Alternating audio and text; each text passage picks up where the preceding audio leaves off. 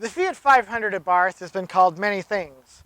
Sporty, economical, expensive, fast, cute, fast, and economical.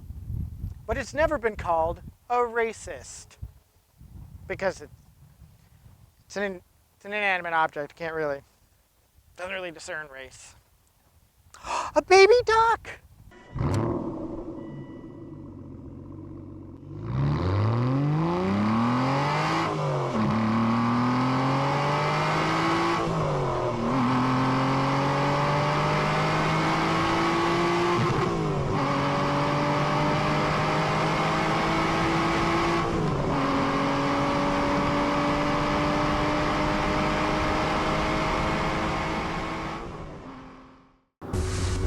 Now the first thing you notice about the Abarth version versus the regular Fiat 500 is the fact that from the outside you see, oh, it has the same rims from the sport trim of the regular Fiat 500 and it has some ground effects. But as you look closer you'll see scorpion patching and fancy fog lights and netted grille covers, which tells you that this is slightly different, but not a whole lot different than the regular 500. But then you get inside and you see that dash that looks just like the regular Fiat 500. But then you look towards the dials and you notice that there's a turbo boost gauge. And the steering wheel isn't so effeminate anymore. It's quite manly with perforated leather and red stitching and a flat bottom. Just like all those girls that they sing about in those rock and roll songs. The seats are still the regular cloth material, but because they have the throughputs for a racing harness, and I can't help but think to myself, who is going to get in such danger in a Fiat 500 Abarth that it requires a 5-point racing harness? So what do you get in the Fiat 500 Abarth that you don't get in the regular Fiat 500? Well, instead of a 1.4 liter making 101 horsepower, you get 160 horsepower and 170 pounds-foot of torque. You also get 17-inch Pirelli P0 tires. You get a 5-speed manual. You get some pretty awesome badging, of course. And you also get to spend $7,000 more.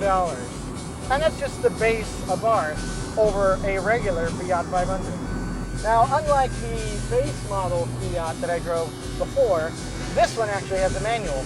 But instead of it being a 6-speed, for some odd reason, it's a 5. And I don't know why, but that's weird to me. I mean, I grew up on 5-speed manuals, so it's not that weird to me. It's just odd that it's a 5-speed. In fact, I'll be perfectly honest. The first time I drove this, I kept grinding it going into reverse because I thought 6th would be there. 6th is not there.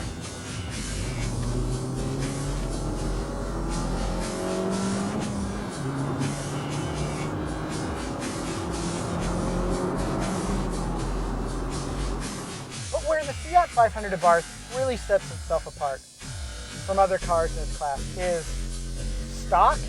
It sounds awesome. I mean, it sounds like you're doing 1,000,000 miles an hour. You're not, but it sounds like it, and that's not always a bad thing.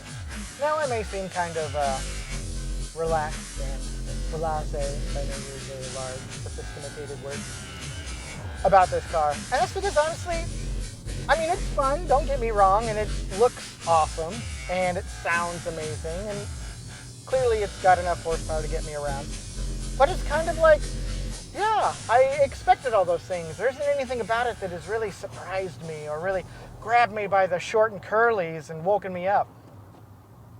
The Fiat 500 Abarth, to me, is a lot like a New Balance running shoe. Yes, it's made out of polyformophic technology that allows you to run endurance races and Ironman competitions. But at the end of the day, it's really going to sit on the foot of some accountant behind his calculator. And sometimes it's maybe going to get him around the neighborhood. The Fiat 500 is just like that because it allows those people who don't really drive sporty cars to access them. It gives them all the exhilaration of owning a sporty car with none of the dangers. And yes, when you look at it, It's probably a car for college girls, but as a guy, I don't see that as a negative.